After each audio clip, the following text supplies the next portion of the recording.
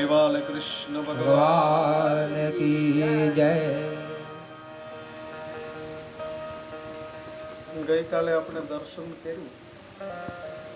કોને યાદ છે આપણે કથા ક્યાં પૂરી કરી હતી કાલે? વિરામ સમય ક્યાં હતા આપણે? એક બેન ને પૂછ્યું ને અમૃતભાઈ કે આપણે ગઈકાલે ક્યાં હતા? મને કે દક્ષિણા તમે લો, તમારે યાદ રાખો. મેં કીધું એ વાત સાચી છે. ગઈકાલે આપણે કથા ત્યાં વિરામ લીધો હતો કે જ્યાં ગંગાને કિનારે પરીક્ષિત મહારાજ આવ્યા છે અને સુખદેવજી મહારાજ ત્યાં પધાર્યા છે. હજારો ઋષિ મુનિઓ ત્યાં આવ્યા છે.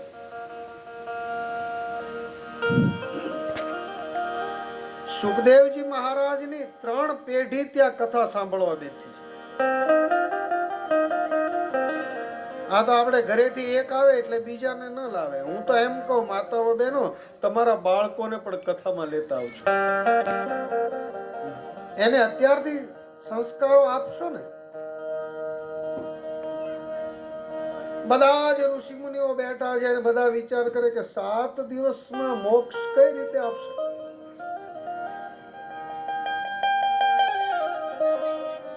પરીક્ષિત મહારાજ બધાની વચ્ચે ઊભા થઈ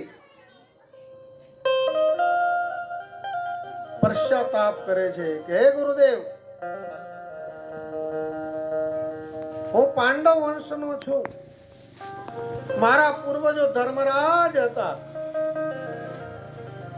અને મારાથી એક નિંદિત કર્મ થઈ ગયું છે. એક બ્રાહ્મણનું અપમાન કરવાથી એનો શ્રાપ મળ્યો અને 7મા દિવસે મારું મૃત્યુ છે. હે ગુરુદેવ,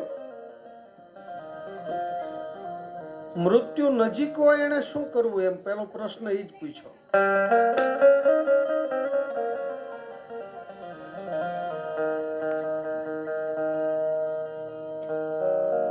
વર્તમાન સમયમાં જીવનું કલ્યાણ કરવાનું સાધન કયું? તમામ શાસ્ત્રોનો સાર, ભગવાને અવતારનું પ્રયોજન શું હતું, એ બધા જ પ્રશ્નો મૂકીને પહેલો જ પ્રશ્ન એ કર્યો કે માણસનું મૃત્યુ નજીક હોય એને શું કરવું? આમ તો ભાગવતમાં મૃત્યુની નિશાની બતાવી છે.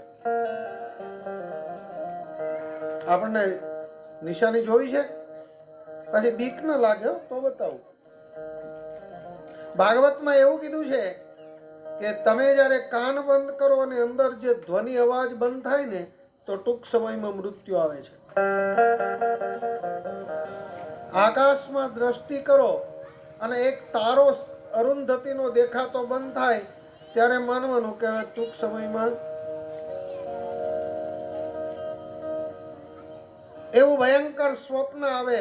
તમે કાદવમાં ખૂદતા જતા હોવ અથવા તમારા પૂર્વજો વારંવાર તમને યાદ આવતા હોય અને સ્વપ્નમાં આવે ત્યારે ટૂંક સમયમાં મૃત્યુ છે માનવું. એક વખત જગ્યાએ મેં કીધું ને કે કાનમાં બંધ કરો ને ધ્વનિ ન સંભળાય તો મૃત્યુ આવે. તો એક બેને તો કાનમાં આંગળી મૂકી દે, તમને વાંધો નહીં, તો બીજા આ તો 12 ગામની વાત છે. અંતરધ્વનિ સંભળાતો બંધ થાય તો ટૂંક સમયમાં આ બધી મૃત્યુની નિશાની છે. એટલે સુખદેવજી મહારાજે કીધું કે હે પરીક્ષિત, સાંભળ, તારી પાસે 7 દિવસે તું આસન સિદ્ધ કર અને આ બધું મારું છે ને એમાંથી તારું મન પેલા અહીંયા લઈ લે. તો અહીંયા આવ્યો ત્યારથી એમ કે પાંડવ વંશનો છું, મારી પાસે આટલું રાજ્ય હતું, મારા આટલા પુત્ર હતા, આમાં તારું ક્યાં છે? આ શરીર પણ તારું નથી ને તું બધું મારું મારું કરે છે.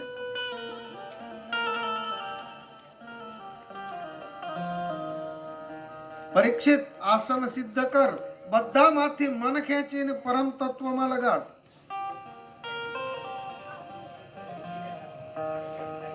હે આ હું અને મારું આ તો ગંગા સતીએ કીધું છે. હે બધાય મનના છે કારણ પાનબાઈ, એ મન જ્યારે મરી જાય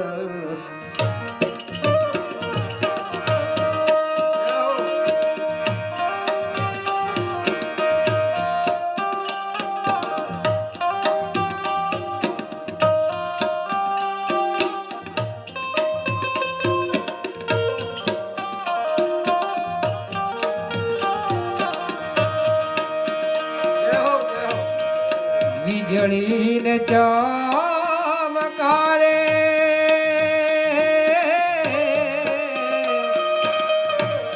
મોતીડા પરો પાનવાય અચાનક અંધારા થશે અચાનક અંધારા થશે ઓ જ્યોત રે જ્યોતામાં દિવસો વયા રે ગયા પાનબાઈ 21,000 કાળ થાશે રે 21,000 કાળ થાશે રે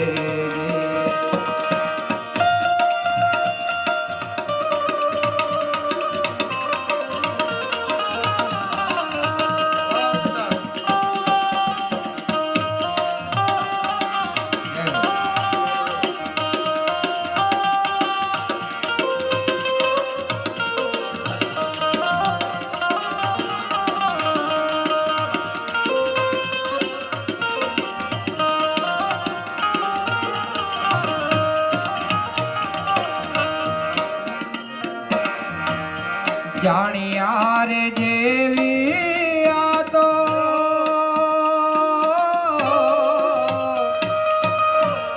અજાણ છે રે વસ્તુ અધૂર્યાને નામ જાય રે અધૂર્યાને નામ જાય રે ઉપત રસનો ખેલ અટપટો પાનબાઈ આટી મેલો તો હમ જાય રે એ આટી મેલો તો હમ જાય રે વીજળી ના ચમકારે મોતીડા પરો પાનબાઈ તન અંધારા આખે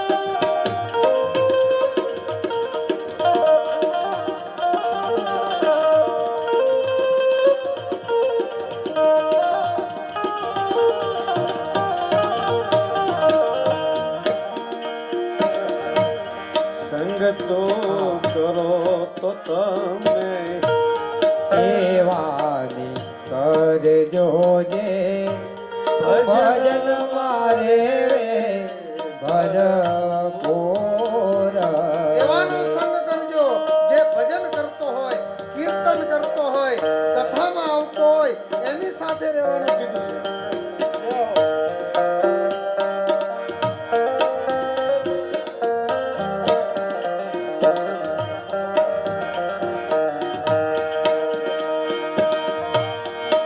છે રે બ્રહ્માંડ થી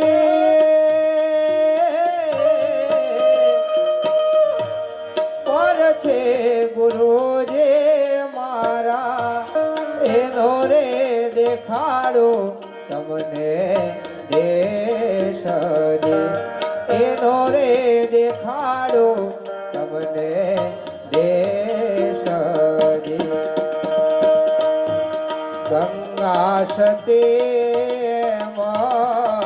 બોલ્યા પાનબાઈ ત્યાં નહે માયા કેરો હંદરી ત્યાં નહે માયા કેરો હંદરી ત્યાં નહે માયા કેરો હંદરી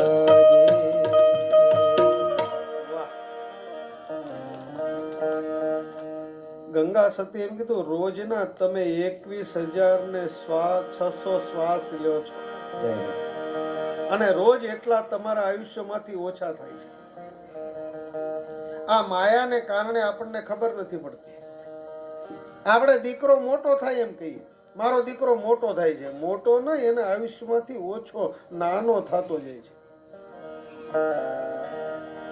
અહીંયા કોઈ વડીલ હોય ને એને બધા શું કે અમારા ગામના મોટામાં મોટા છે, અને છોકરું હોય તો નાનામાં નાનું કહીએ આ મોટામાં મોટું છોકરું છે, બોલે તો 2-5 વર્ષ વડીલ, એ નાના છે. પણ આ માયામાં ખબર પડતી. એટલે ગંગા સતી એમ કીધું છે કે હું ને મારું આ તો એ બધાય મનના છે કારણ પાનબાઈ. આ બધું મારું મારું છે એ તો આપણા મનથી માની લીધેલા છે. બાકી આ બધું જ આપણું કઈ નથી. આ શરીર આપણું નથી તો માયાનો અભિમાન શું કરે? જેમ વીજળીનો ચમકારો થાય એમાં જો મોતી પરોવી લે. આ કથા છે ને 7 દિવસ આ વીજળીનો ચમકારો છે એ ભાગશાળી આમાં મોતી પરોવી લે, બાકીના રહી જાય.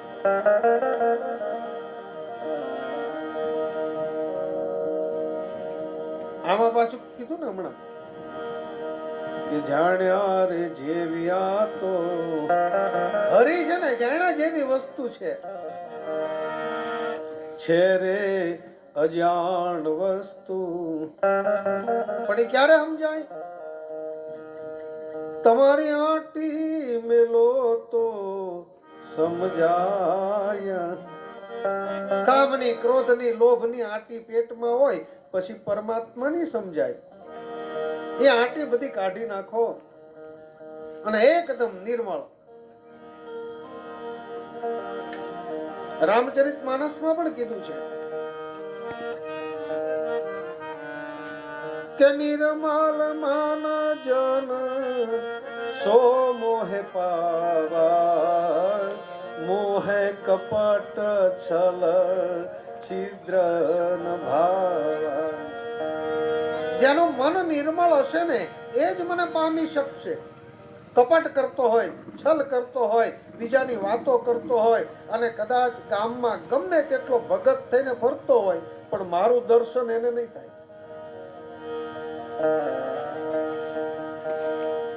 જેનું મન નિર્મળ હશે. આપણે વસ્ત્ર નિર્મળ ચોખ્ખા રાખીએ, શરીર ચોખ્ખું રાખીએ, પણ મન જ્યારે શુદ્ધ થાય ને ત્યારે જ પરમ તત્વનું દર્શન થઈ શકશે. યા તો સંતની જેમ મનને વશ કરતા શીખી જાઓ. આ મન છે ને, મન એવ મનુષ્યાણા કારણ બંધન મોક્ષયો. માનવીઓનું મન જ બંધન અને મોક્ષનું કારણ હોય તો મન છે. અને એક ભજનમાં એમ પણ કીધું છે કે મન વશ કરીને જોતા શુદ્ધ પ્રેમ જાકી થાય. તમારું મન જો વશ હશે ને તો જ આનું દર્શન શક્ય છે. હે મન વશ કરીને જોતા શુદ્ધ પ્રેમ જાકી થાય, અજ્ઞાની જીવ જાય. હે અજ્ઞાની જીવ જાય. હે જા મનડું જાય દોરી કાનુડો કાળો કાળો. અજ્ઞાની જીવ છે ને એ મનની પાછળ દોડે છે. અને માતાઓ બહેનો, મન એક જ એવું છે, મન લોભી, મન લાલચુ, મન સંચળ, મન ચોર, મન ક્યાં કહા ન માનીએ. આ મન છે હરાયું ઢોર. ધણી વિનાનું ઢોર જેમ રખડે ને એમ આપણું મન બધે ફેર્યા કરે છે. અને મન પાછું ધીમે ધીમે સમજાવો ને તો જ આ કથામાં આવે. આ મન ઉલટું જ કામ કરે. જે દિવસે આપણને તાવ આવ્યો હોય ને દવાખાને જઈએ, ડોક્ટર બધો તપાસ કરીને દવા આપે કે તમે છે ને 5 દિવસ સુધી કઈ ખાટું નહીં ખાતા, અને તે જ દિવસે આપણને લીંબુ શરબત પીવાનું મન થાય. આ આપણું મન વિપરીત. આપણે જેમ મનને દબાવો ને એમ મન ઉછાળો મારે છે. પણ મનને ધીમે ધીમે સમજાવી અને હરિ તરફ લઈ જાઓ ને, પછી તમે સૂતા હોવ ને તો તમારું મન કૃષ્ણનું જ સ્મરણ કર્યા કરશે. એને ટેવ પાડવી છે. આમ જો આપણે બીજા માળે રહેતા હોઈએ તો પાણી ચડાવવા માટે શું કરીએ? મોટર, યંત્ર દ્વારા પાણી બીજા માળે ચડી જાય. એમ આપણા મનને જો ઊંચું લાવવું હોય ને માતાઓ બહેનો, તો ભગવાન કૃષ્ણનો મંત્ર, એ મંત્ર જાપ કર્યા કરો ને એટલે મન તમારું ઊંચું વિચારશે. પણ મનની સામે જ્યારે વાસના આવે, એટલે એક ગામમાં એક બિલાડી હતી અને બિલાડીએ કીધું બસ હવે મારે ઉંદર નથી ખાવાના, હવે મારે ભગવાનની ભક્તિ કરવી છે. બધા કે સારું કહેવાય, ભગત બનતી હોય તો એમાં શું વાંધો. આખું ગામે કીધું કે હવે એ કે નહીં, કોઈ રોટલી આપશે, દૂધ આપશે તો હું ખાઈશ, બાકી મારે ઉંદર ને બધું ખાવાનું બંધ, અને મારે હવે કુંભ મેળામાં જવું છે. બધા કહેલા બહુ સારું કહેવાય, તમે જાતા હોવ તો. આખું ગામ ભેગું થયું, વાજતે ગાજતે એનું સામૈયું કર્યું. બિલાડી તો શાંતિથી બેસી ગઈ. બધાએ હાર પહેરાવ્યા, આવી ગાદી હતી એની ઉપર બિલાડીને બેસાડીને બધા ભજન કરતા હતા. એમાં બિલાડીએ જોયું કે સામે દરમાંથી એક ઉંદર નીકળ્યો અને બિલાડીની આમ દ્રષ્ટિ ગઈ. એ હાર બાર બધું તોડીને દોડીને પકડી લીધું. એમ આપણે વાતો બહુ કરીએ, કામા તુરણામના ભયના લજ્જા, આ બધું વ્યર્થ છે, પણ વિષય સામે આવે ને એટલે બિલાડીની જેમ આપણે બધા એમ જ. માતાઓ બહેનો, મનને જ્યાં ત્યાં જવા ન દેવાય. જો મનની પાછળ કેટલી વસ્તુ જાય. આ કોઈ બેન હોય એ નાના પોંડા જાય અને આમ રોડ ઉપર આવતા હોય એટલે સાડીની દુકાન હોય ને ત્યાં બહાર બધી સાડી લટકાવેલી હોય તો આમ જોવે, ગુલાબી સાડી બહુ સારી છે કલર. એટલે પેલા એ જાય બેન, પેલા એનું મન જાય કે આ સાડી લેવાનું મારું મન છે. પછી બેન જાય, જોઈ આવે કેટલો ભાવ છે કે 800 રૂપિયા, કઈ નહીં. પોતે ઘરે આવે, એનો ઘરવાળો બિચારો ફેક્ટરીમાંથી 8:30 વાગે આવે ઘરે, 9 વાગે આપણે બધા કામ પર જતા હોય એટલે ઘરે આવે. પછી એને બેસાડે, જમવાનું આપે, પછી ધીમે રહીને વાત કરે, લ્યો લ્યો એક રોટલી લ્યો વધારે, એટલે ઓલો સમજી જાય કે આજે એવું લાગે છે. આજે હું નાના પોંડા ગઈ હતી, હવે સારું કહેવાય, ભલે ની ગઈ. ઈ કે પણ ત્યાંથી હું આવતી ને તો એક દુકાનમાં એક સાડી જોઈ, એટલે સાડીનો કલર મને એવો ગમ્યો ને તો એ લેવાનું મારું મન થયું, મન ગયું ત્યાં. એટલે પેલો એમ કે નહીં, હવે આપણો પગાર થાય ને ત્યારે ઈ કે નહીં, આ હમણાં લગ્ન છે આપણે બાજુના ફળિયામાં, એટલે પહેરવા જોઈએ જ ને, મને અત્યારે ને અત્યારે આપો. બોલો બિચારો કે હાલે 1000 રૂપિયા. પણ સાડી કેવી છે કે તમે કાલે મને નાના પોંડા સુધી લે તો તમે જોઈ લેજો, સારી હોય તો લેશું. એટલે પેલા એ બેનની દ્રષ્ટિ ગઈ, પછી બેનનું મન ગયું, પછી બેન ગયા સાડી પાસે, પછી ઓલાને લઈ ગયા. એ મનની વાહે બધાને ઢળીને લઈ જાય. પણ સંત મહાપુરુષ છે ને, ઈ જ્યાં કે ત્યાં એનું મન જાય.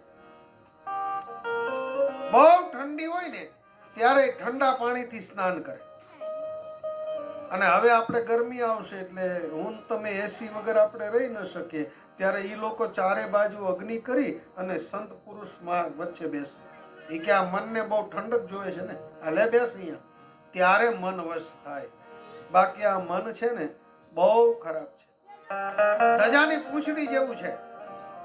પવનમાં ધજાની પૂંછડી કેમ ફેર્યા કરે, એમ આપણું મન ફેર્યા કરે. થોડીક માં આ વિચાર, થોડીક વારમાં મન ઘરે જી આવે, થોડીક વારમાં બહાર ફરી આવે, પાછું અહીંયા આવીને બેસી જાય. આ મનની ગતિ બહુ ભારે છે. સુખદેવજી મહારાજે કે હે પરીક્ષિત, પહેલા તારું મન અહીંયા લાવ, આ બધું રાજપાટ ને મારું આ બધું છોડી દે, આસન સિદ્ધ કર, એક જગ્યાએ બેસી જા, અને તું પ્રથમ તો શરીર નથી, તું આત્મા છો. અને મૃત્યુનો ધર્મ શરીરનો છે, આત્મા કોઈનો મરતો જ નથી. નેનમ છેદંતિ શસ્ત્રાણી નાહમ દહતિ પાવક. આ આત્માને અગ્નિ બાળી શકતો નથી, પવન સૂકવી શકતો નથી, વરસાદ ભીંજવી શકતો નથી, શસ્ત્રથી એનું છેદન નથી થતું. આ મૃત્યુનો ધર્મ તો શરીરનો છે, તું તો આત્મા છો. બધા વિચાર કરે છે કે આ શું મંત્ર આપશે. એટલે સુખદેવજી મહારાજે કીધું કે હે પરીક્ષિત, તારું મૃત્યુ 7 દિવસમાં છે, એટલે તું એકાક્ષર બ્રહ્મનો જાપ કર. એકાક્ષર બ્રહ્મ ઓમકારનો જાપ કર.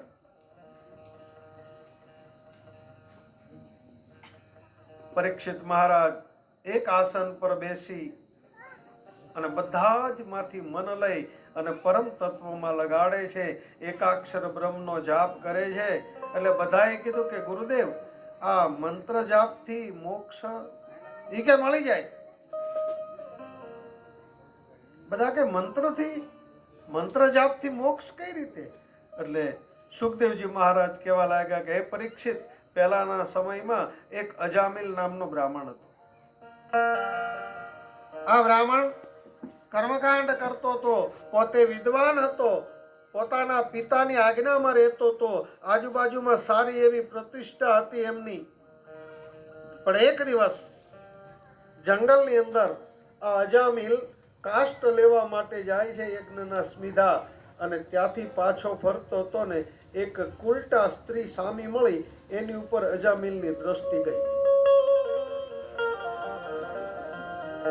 પાપને શરીરમાં પ્રવેશ કરવાના સ્થાન હોય ને તો એ આંખ છે.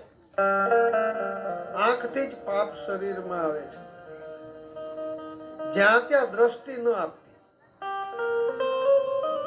અને આપણે જ્યાં દ્રષ્ટિ નથી દેવાની ત્યાં દ્રષ્ટિ આપીએ, અને જે જોવા જેવું છે ત્યાં બંધ કરી દઈએ આંખો. મંદિરમાં જાય તો આંખ બંધ કરીને ઉભા હોય. મંદિરમાં આંખ ક્યારેય બંધ ન કરવી. બંધ ક્યારે કરવી? મંદિરમાં મૂર્તિનું દર્શન કરતી વખતે આંખ ખોલીને એનું દર્શન કરવું કે હે નારાયણ. પછી મંદિરમાંથી બહાર નીકળી, બહાર ઓટલા ઉપર બેસી આંખ બંધ કરવાની કે અંદર મેં દર્શન કર્યું એ મારી આંખમાં છે કે કેમ. આ ભાગવતનો નિયમ છે. આ તો મંદિરમાં જઈને આંખ બંધ કરી દી. જ્યાં જોવા જેવી વસ્તુ છે ત્યાં આંખ બંધ કરી દી, અને જ્યાં બંધ કરવા જેવી વસ્તુ છે ત્યાં આંખ ખોલી નાખી. પિક્ચરમાં એક સીન આગળ પાછળ ન જવો જોઈએ. ટીવીમાં બધે આપણે જોવા જેવું નથી ત્યાં જોઈએ છે.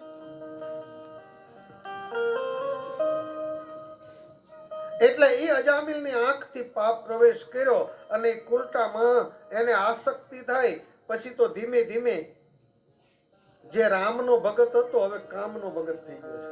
અત્યારે કલિયુગની અંદર કામની પાછળ જગત દોડે છે. આ અજામિલ જે પૂજા પાઠ કરતો હતો ધીમે ધીમે છૂટવા માંડ્યું, અને પેલી કુલટાના મોહપાસની અંદર એવો ફસાયો કે સવાર સાંજ બસ એને એ જ દેખાય છે. ઘરેથી નીકળી જાય અને કુલટાને ત્યાં જાય. પેલીને તો શું પૈસા આપે એટલે અજામિલ ત્યાં રહે. બધાએ ભેગા થઈને કીધું કે આ બ્રાહ્મણ છે ખોટે રસ્તે ચીડ્યો છે, આ બીજાને બગાડશે. એટલે એક દિવસ ગામના બધાએ કીધું કે હે અજામિલ, આવું કર્મ તારે નહીં કરવાનું. અજામિલ કે હું કોઈની વાત માનવાનો નથી. હું તમારી પાસે કઈ લેવા આવ્યો? મારી ઈચ્છા પડી કરું. બધાએ વિચાર કર્યો કે એક કેરી ખરાબ હોય ને એને તમે જો કરંડિયામાંથી ન કાઢો ને તો બીજા દિવસે બાજુવાળી 2 કેરીને બગાડી નાખે. એક તમારામાં અવગુણ આવ્યો એને તમે જો નહીં કાઢો ને તો ધીમે ધીમે તમને નાશ કરી નાખશે. આ અજામિલનું પણ એવું બન્યું. ધીમે ધીમે કુલટાની મોહપાસમાં આવ્યો. બધા કહે સમજાવે પણ માનતો નથી. એક દિવસ બધાએ કીધું કે અજામિલ, તારે રહેવું હોય તો અહીંયા નહીં, ગામની બહાર વયો જા. ઈ કે સારું. ગામની પાદર નદીને કિનારે એક ઝૂંપડું બાંધી આ અજામિલ રહે છે. હવે ધીમે ધીમે આ કુલટાની મોહ પાસમાં એવો આવ્યો કે એને પોષણ કરવા માટે ચોરી કરે, ન ખાવાનું ખાય, ન પીવાનું પીવે, ન જવા જેવે સ્થળે જાય, જુગાર રમે. બધા જ અવગુણો અજામિલમાં આવ્યા.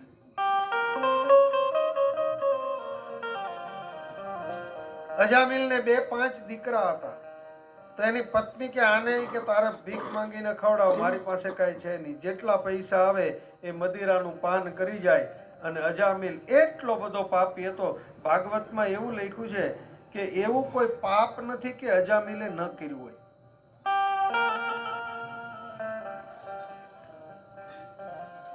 એક દિવસ એ ગામની અંદર સંતો થોડાક પધાર્યા. સંતોએ આવીને ગામમાં કીધું, ભાઈ આ ગામમાં કોઈ ધાર્મિક માણસ છે, સારા માણસ? બોલે કેમ? કે એના ઘરે જાય તો અમને ભોજન મળે.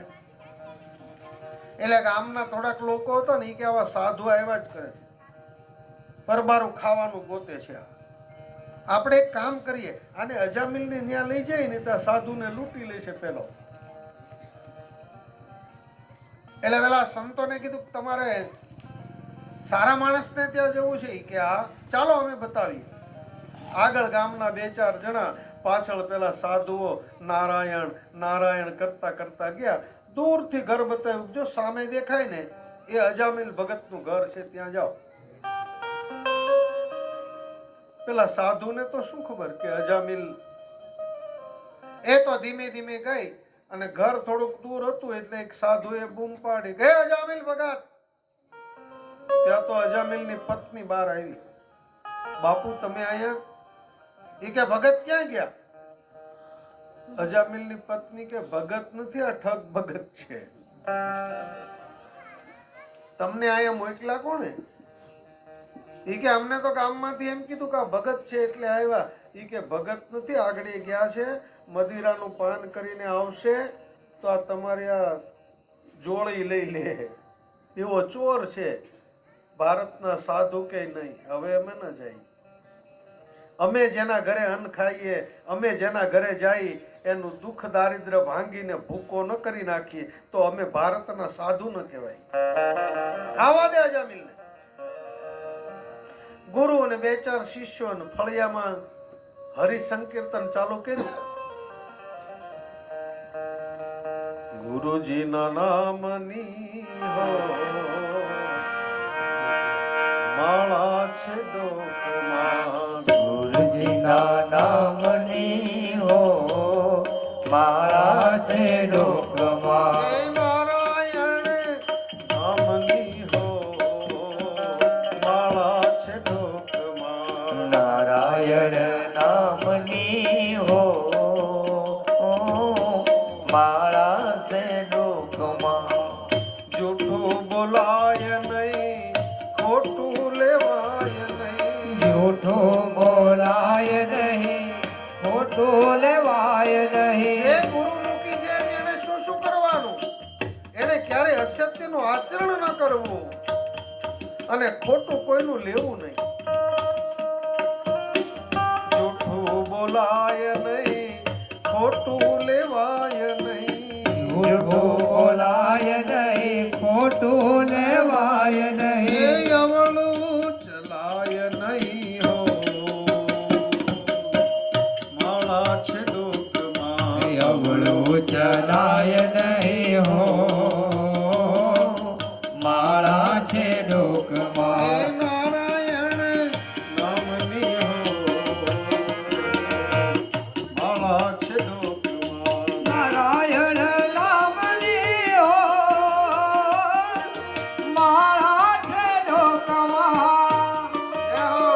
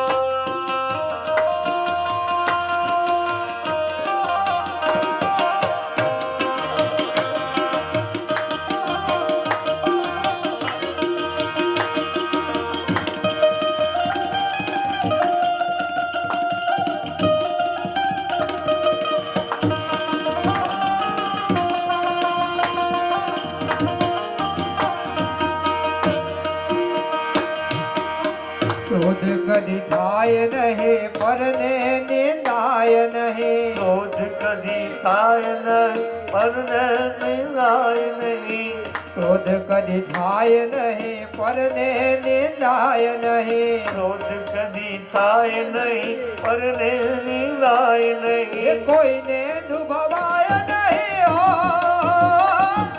મારા છે ડોકમાં કોઈને ડૂબવાય નહીં હો મારા એ લોકમાં નારાયણ નામની હો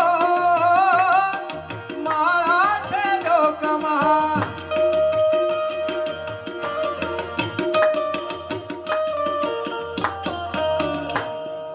આ રીતના સાધુએ તો ભજન કીર્તન ચાલુ કર્યું અને સાંજે 6:45 નો ટાઈમ થયો ને અજામિલ આવ્યો. આમ દૂરથી જોયું કે મારા ઘરે ભજન, હું ગામમાં કોઈને ભજન કરવા દઉં નહીં. આવી કથા થતી હોય ને તો આપણા ગામમાં અજામિલ હોય, 2 જણા તો હોય જ અજામિલ. આ બધી કથા હું કરે ને આ બધાનો ટાઈમ ખોટો બગાડે છે, આવું કાંઈ કરાય નહીં. ઈ જે કથાની નિંદા કરે ને તો આપણે મનમાં સમજી લેવાનું કે આ કોણ અજામિલ છે. અજામિલ એમ કે હું કોઈને ભજન કરવા દઉં નહીં, કોઈને મારા ઘરે આ ભજન ક્યાંથી આવ્યો અંદર.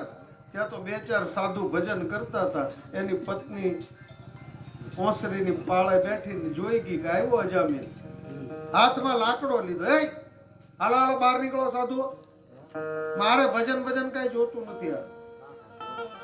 એની પત્ની આવીને કીધું કે સ્વામી તમે મદિરાનું પાન કરો, જુગાર રમો, મેં તમને કાંઈ નથી કીધું, પણ આજે આ સાધુને કાંઈ નહીં કહેતા હો, આપણા ઘરે આ સંત પધાર્યા છે. અજામિલ કે તારે એને હારે ભજન કરવું તો કર, બાકી મને આમાં રસ નથી. અજામિલ તો અંદર જઈને હુઈ ગયો અને સાધુએ કીધું કે હવે મેં જઈ. એટલે અજામિલની પત્નીએ કીધું કે નહીં સ્વામી, ગુરુદેવ તમે આજે અમારા ઘરે આવ્યા ને તો એક કામ કરો, હું ગામમાંથી સીધું લઈ આવું, અમારા ઘરે રસોઈ બનાવીને તમે જમો ને તો અમારી કાયાનું કલ્યાણ થઈ જાય. કારણ કે આ કાંઈ મને મંદિરે જવા દેતો નથી, ઈ મંદિરે જાતો અને ધર્મ કાર્યમાં 1 રૂપિયો વાપરવા દેતો નથી. જેટલા પૈસા આવે એટલાનું તો પાછો. અજામિલની પત્ની આવી, એ સ્વામી. અજામિલ કે શું છે આવે? ઓલા સાધુડા ગયા કે નકર લાકડી લોવી કે. એની પત્ની કે જાહે હમણાં, તમે ચિંતા ન કરો, એક કામ કરો ને, આ સાધુડા આવ્યા છે ને મારે એને જમાડવા છે. તો મદિરાના નશામાં ખિસ્સામાંથી પૈસા કાઢી આલે તું જમાડી દે, મને નહીં બોલાવતી. ઈ ગામમાંથી સીધું લઈ આવી બિચારી અને ફટાફટ પેલા સ્વામીને આપ્યું કે તમે જમો, બનાવો. સ્વામીએ એના શિષ્યોએ બધાએ રસોઈ બનાવી, ખાધું અને ખાઈને સ્વામીએ કીધું કે હે બેટા, તે અમને ભોજન કરાવ્યું છે ને, તારો અખંડ શુદ્ધલો રે, ભગવાન તારી દરેક મનોકામના પૂરી કરે. ત્યાં તો ઓલી રોવા માંડી. ઈ કે બાપુ તમારા આશીર્વાદ કાંઈ કામ નથી લાગે એમ. બોલ્યો જોયું તમે આગળ આવ્યો તો 24 કલાક મદિરાનું પાન કરે છે, જુગાર રમે છે. મારી તો એવી જિંદગી છે કે તમે વાત ન પૂછો. પેલા ગુરુએ કીધું બોલાવે ને આઈ લ્યો. ઓલી અજામિલની પત્ની કે બાપુ હજી 100 રૂપિયા દક્ષિણા હું આપી દઉં, પણ એને રહેવા દો, બોલાવા જેવો નથી. ઈ કે નહીં લઈ આવ. ગઈ પેલી. અજામિલ કે હવે શું છે? તે એને જમાડ્યું સાધુને, હવે એને કાઢી મૂકી કે નહીં, તમને બોલાવે છે. ત્યાં તો લાકડો લઈને આવ્યો અજામિલ. હવે હું છે ઓલા સાધુને કે હાલો તમને જમાડ્યા, 100 રૂપિયા દક્ષિણા આપી, મારું શું કામ છે? અને સાંભળો, હું મદિરાનું પાન જે દારૂ પીવું છું એ બંધ નહીં કરું, પરમાટીનું ભક્ષણ એ બંધ નહીં કરું, જુગાર રમું છું એ બંધ નહીં કરું. બોલો તમારે શું કરવાનું છે? મને તમે હમણાં સલાહ આપશો, આમ કર ને તેમ કર ને, મારે કાંઈ કરવું નથી. અને તમને સાધુને બ્રાહ્મણોને તો ઘરમાં જ ન આવવા દેવાય. એમ કે તું યજ્ઞ કર ને ભગવાનનું, મારે કાંઈ કરવું. એટલે ઓલા ગુરુ હતા ને એને કીધું કે અજામિલ તારે કાંઈ ખર્ચો ન થાય એવો રસ્તો બતાવ. હા એ કે મફતમાં થાય તો કયો, બાકી ખર્ચો નહીં કરવો. તમે કહો નવચંડી કરાવો તારા ઘરે તો એમાંય ખર્ચો થાય, નારાયણ બલી કરાવો તો એમાંય ખર્ચો થાય, ભાગવત કરાવો તો એમાંય ખર્ચો થાય. મારે વગર ખર્ચે થાય એવું બોલો. બોલા સ્વામી કે બેસી જા જમીન. તારે 5 દીકરા છે, તારી પત્નીના ઉદરમાં બાળક છે, તું આવું મદિરાનું પાન કરે એની અમારે કાંઈ લેવા દેવા નહીં, પણ આ તારો પુત્રનો જન્મ થાય ને એનું નામ તું નારાયણ રાખજે. અજામિલ કે આ ઈ થાય.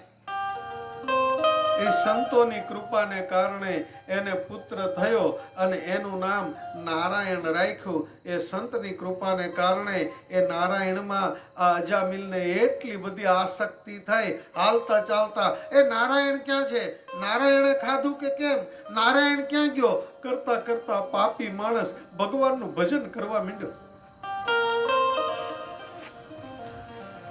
જેના મોઢામાં ક્યારેય ભગવાનનું નામ નતું એને બદલે રોજનું નારાયણ નારાયણ બોલવા માંડ્યો.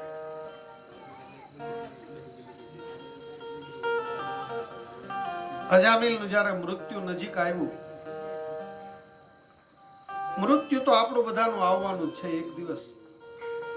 મૃત્યુથી બધા ડરીએ શું કામ ખબર? આપણે ભગવાનને એમ કીધું તું મને મનુષ્ય બનાવ, હું તારું ભજન કરીશ, તારી કથા શ્રવણ કરીશ, અને અહીં આવ્યા પછી આ બધું ભૂલી ગયા એટલે ભગવાનને મોઢું હું બતાવશું ને? આ બધું પૂછશે આપણને કે તને માણસ બનાવ્યા પછી સાધુ સંતો બ્રાહ્મણોની સેવા કરી? આપણે કે નહીં. આ ગામમાં આવી કથા થાય તો તે તારી અનુકૂળ પ્રમાણે યથાશક્તિ કઈ દાન આપ્યું? નહીં. જો આપણે કોકને એમ કહીએ ને કે કથામાં 500 રૂપિયા લખાવની દાન ખર્ચાનો, એ કે આટલા બધા મોટી નોટ લાગે. બ્યુટી પાર્લરમાં 700 રૂપિયા આપી એ સસ્તા થઈ જાય. આ કલિયુગનો પ્રભાવ છે. એટલે બ્યુટી પાર્લરના બિલ કન્યાને તૈયાર કરવા જાય તો 25,000 રૂપિયા. આમ વાળને આમ કરી દે, આમ ને આપણને સસ્તું લાગે.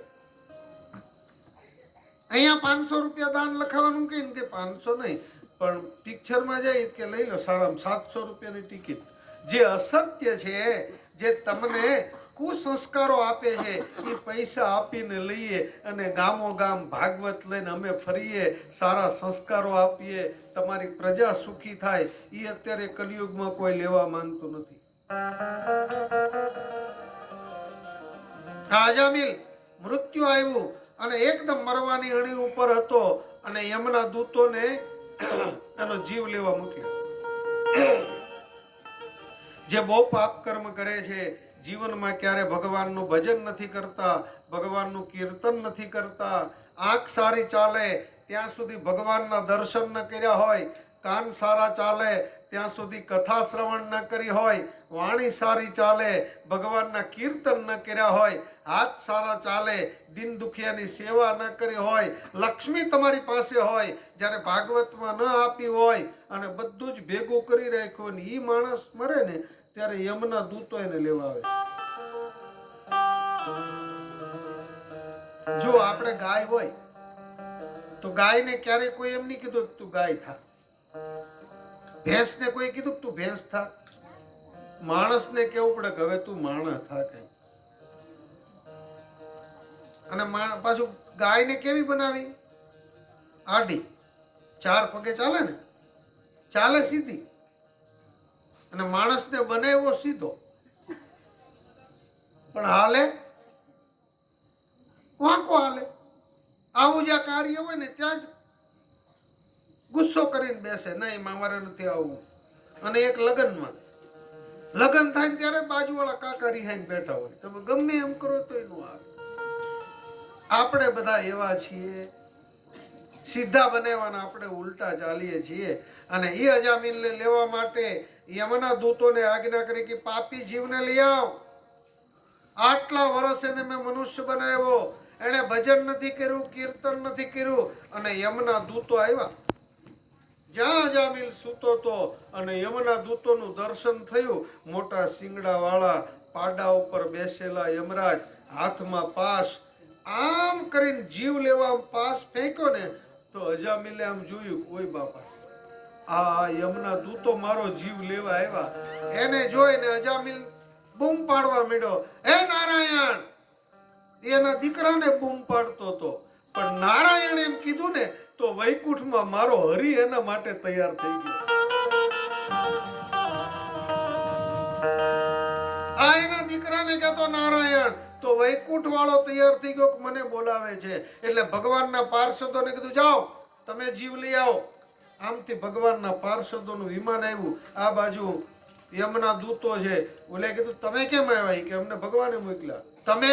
ઈ કે યમરાજ આ પાપી છે, એનો જીવ અમારે લેવાનો. ઈ કે અમને ભગવાને કીધું છે કે મરતી વખતે એને નારાયણ બોલ્યો એટલે હું એને અમે લેવા આવ્યા.